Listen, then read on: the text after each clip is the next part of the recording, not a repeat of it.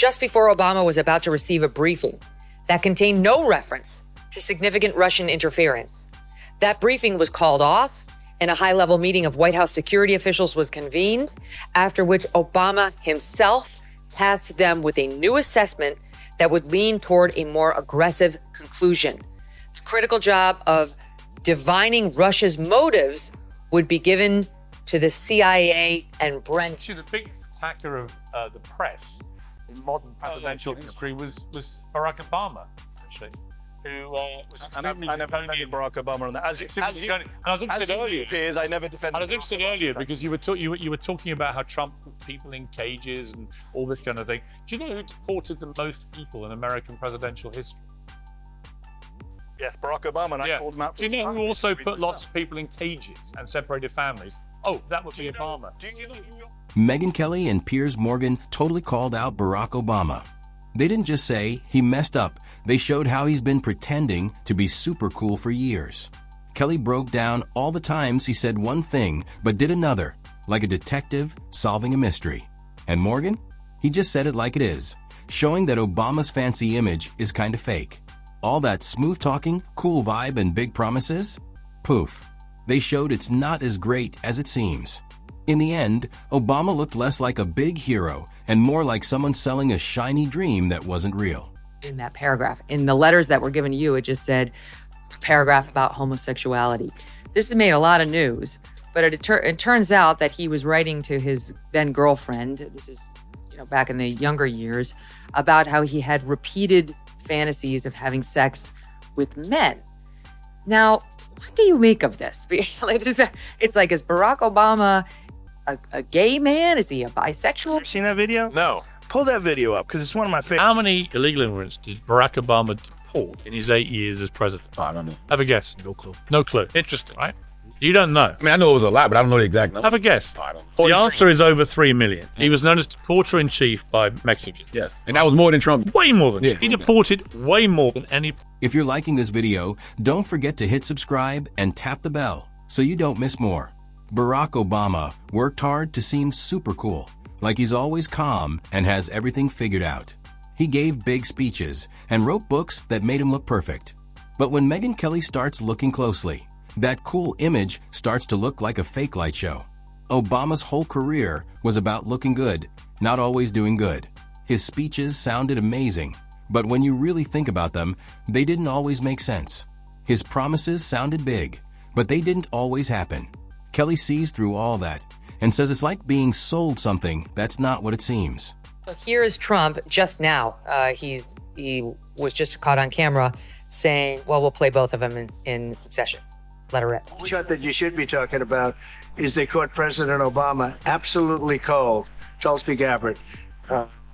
What they did to this country in 2016, starting in 2016, but going up all the way going up to 2020 in the election. They tried to rig the election, and they got caught. And there should be very severe consequences for that. Obama's fans think he's the smartest guy in politics, like a super brainy leader. But Kelly says his smarts were more about acting than real ideas. He wasn't like a wise teacher. He was more like a guy performing with a script. His speeches had cool pauses and dramatic moments, but it was like watching a play, not leading a country. Behind his calm voice, he didn't make tough choices until he had to.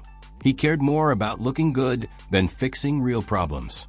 Right. Well, I mean, you can bet everything that if Trump had some letter in which he talked about repeatedly fantasizing about having sex with men, it would be everywhere. To me, as a member of the media, this just seems like the media running cover for him on something that would be embarrassing potentially to him, and they don't want to. Take foreign policy, for example. Everyone said Obama would make America super respected worldwide. But what happened? He said he'd draw a line in Syria, but when it was crossed, nothing happened. He said he'd focus on Asia, but that didn't go anywhere. And his Iran deal? It was more about looking like a peacemaker than actually keeping things safe. Kelly sees through the fancy words that made failures sound smart. She says Obama wanted to seem like a deep thinker, but he acted more like someone managing his own fan club. David, just to pick up on the Jeremiah Wright thing, and I don't know Jeremiah Wright. I've never heard him referred to as Jerry. You know, we don't have to revisit that entire. He's a lovely person. Okay, he may be lovely, but I remember the goddamn America, the chickens that come home to roost on 9/11. Not lovely, not at all. And the reason people thought he was anti-Semitic was he said the reason that President Obama had not spoken with him in a long time was, quote, this is from him directly, "Them Jews ain't gonna let him talk to me. I told my baby daughter that he'd talk to me in 5 years when he's a lame duck or an..." What makes Kelly's words hit hard is how she points out Obama's double standards. He talked tough about Wall Street, then picked people from big banks to work for him. He said he didn't like lobbyists, but they were helping run his team behind the scenes. He promised to be open, but his team went after people who told the truth. It only looks cool if you're not paying close attention. Kelly pulls back the curtain and shows the truth in bright, clear light. Tablet interviewed Garrow, and boy, did it make headlines. Among them, Garrow, again, who did this comprehensive biography on Barack Obama, saying that the former president is as insecure as Donald Trump, calling Obama's own memoir a work of fiction, discussing Mr. Obama's apparent anti-Semitism, and as if that's not enough, Even when it came to big issues like race, Obama acted like he was above it all, giving big speeches that sounded nice. But while he talked, people were upset and problems weren't getting fixed. He was more like a poster for hope than someone who solved things. Kelly says pretty words don't help if they don't lead to action. She calls him out for selling hope like a product and then disappearing when it was time to deliver. And now, the guy who talked about giving back is making tons of money with Netflix and podcasts, living the Hollywood life he used to act like he didn't care about. Kelly laughs at how he said he didn't like excess, but now loves being a big star. It's not leadership, it's just building his own brand. This was every word you can think of. They tried to steal the election.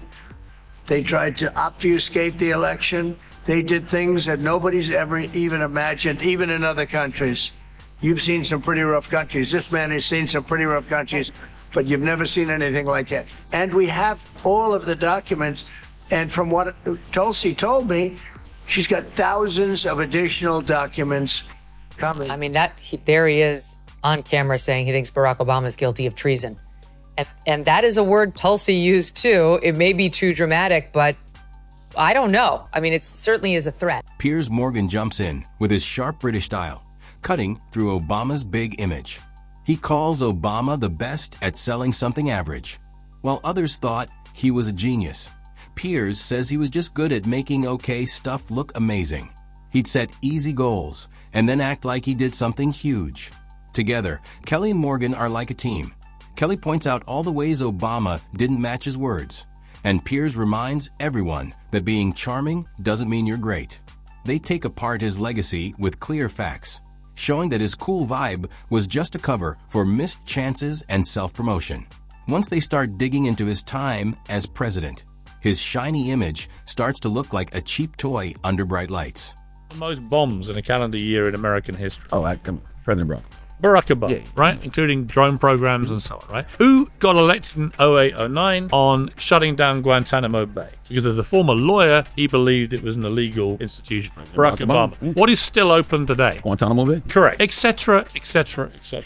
I know that the general thing is Obama, angel, Trump, devil. But if you actually apply the scrutiny that we give Trump, put it this way, if Trump had deported 3 million people, you think you guys wouldn't know? When they talk about stuff at home, Morgan gets even tougher. Obama's time as president is shown as a bunch of half-done ideas and promises that didn't quite work. Like healthcare, his big win was supposed to be the Affordable Care Act. But it was messy, put together by lobbyists and rushed to look like a win. Instead of making healthcare easy, it made things complicated, with higher costs for some and a website that crashed like it was super old. Kelly says it was more about looking good than real progress. And the economy? Obama took over a tough situation, sure, but he gave money to big banks that caused the problems. Wall Street did great, but regular people felt left out. Kelly points out that talking about fairness doesn't help if your actions help the rich more. Seriously suggesting that Barack Obama and his government, the CIA under his tenure, launched a chemical weapons attack on Syrian people. Do you seriously think that's what happened? I'm not saying that Obama did it. Most of the time when the CIA does things, the president have no idea what the CIA is doing. But do you think the CIA would launch a chemical weapons attack simply to smear Assad? One of Obama's biggest flip-flops was how he handled power. He campaigned saying he'd be different from George W. Bush, who used a lot of control. But then Obama used drones and spying like they were his favorite tools. The guy who said he'd respect the rules ended up doing things like picking targets without trials and growing the government's spying to crazy levels. Kelly says he acted like a thoughtful guy but loved the power too much. She makes it funny by saying Obama was more about telling a good story than leading. Every problem was a chance for a big speech, not a fix. He'd talk about issues like he understood them, but that didn't solve anything. It's like reading a book about fixing your life from someone who hasn't fixed theirs. And his image? It was like a brand you could buy, posters, mugs, books. Kelly says it was less about leading and more about selling a cool vibe where looks beat results. More fuel on the fire that there's a potential, maybe a divorce or some sort of rockiness going on in the Obamas' relationship. They both posted these mirrored, very choreographed Valentine's Day messages on X, but he was just seen at an LA, it's the other basketball team, the Clippers, thank you, game without her. Then on Tuesday, he was spotted eating out at a fancy dinner in Sherman Oaks with his both daughters, Malia and Sasha, but again, no Michelle, according to TMZ. So, I think they seem to be soft launching their divorce. I mean, if it were the opposite and all of these rumors are flying, wouldn't they make a concerted effort to be seen together? Or just absolutely issue a statement saying there's no truth to these rumors? Piers Morgan comes back super annoyed. He laughs at how Obama's fans still love him like he's their favorite toy from when they were kids. To Piers, it's silly how people think he's amazing even when the facts show he wasn't that great. They mix up his charm with actually doing a good job. It's like cheering for a weatherman who sounds great but doesn't warn you about a storm.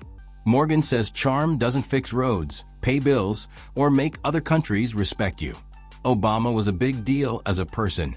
People loved him. He was historic. He could walk into a room and everyone would stare. But as president, he missed a lot of chances and avoided hard fights. He cared more about looking good for history than fixing things now. That's why Kelly and Morgan's words hurt so much. They show what's behind the fancy image. Hang on, hold on, finish yet. Do you know who dropped the most bombs in a calendar year? Oh, Barack Obama. Do you know who ran illegal drone programs that killed thousands of innocent people? Oh, so Barack Obama. Do you know who actually campaigned in 08-09 to shut down Guantanamo Bay because as a former lawyer, he knew it was an illegal torture chamber? Oh, still open. So I'm afraid that your revisionism of Saint Barack against evil Donald doesn't quite... Kelly wraps it up by talking about what Obama did after being president. Instead of stepping back quietly, he and Michelle started a huge media business, making millions from Netflix, Spotify, and books. The guy who warned against chasing too much money now loves being a celebrity. It's not wrong, but it breaks the idea that he was all about helping others. Kelly says it's like he tricked people into believing he was all about change, then turned into a Hollywood star. Even now, he keeps popping up in politics, like he can't let go of the spotlight. His voice and influence are still around, making it clear he's not really done being famous. Kelly jokes that he's not some wise older leader. He's more like a guy who keeps showing up to high school games to relive his big moments. It's tough to move on when the guy who said he was all about progress won't leave the stage. Several things, Megyn. Both Alex McNair, who was Barack's girlfriend of 1981 to 1983, and Genevieve Cook, who was his girlfriend in New York in 84, 85, both shared with me all the letters that Barack had written and done. Barack was very much someone who was sending handwritten letters. Taking apart Obama's big image isn't just about listing facts. It's about how Megyn Kelly and Piers Morgan do it with super clear points that hit harder than just being mad. They don't yell or act crazy like some people do. Instead, they carefully look at his record, like they're examining a story that was never as true as it seemed. Every time he said one thing, but did another, every promise he didn't keep, every photo that made him look perfect, it all gets pulled apart until you see the truth. The hope, the change, the big dreams? Is like a cool ad you see on TV. And like all ads, once you look closely, the magic fades away.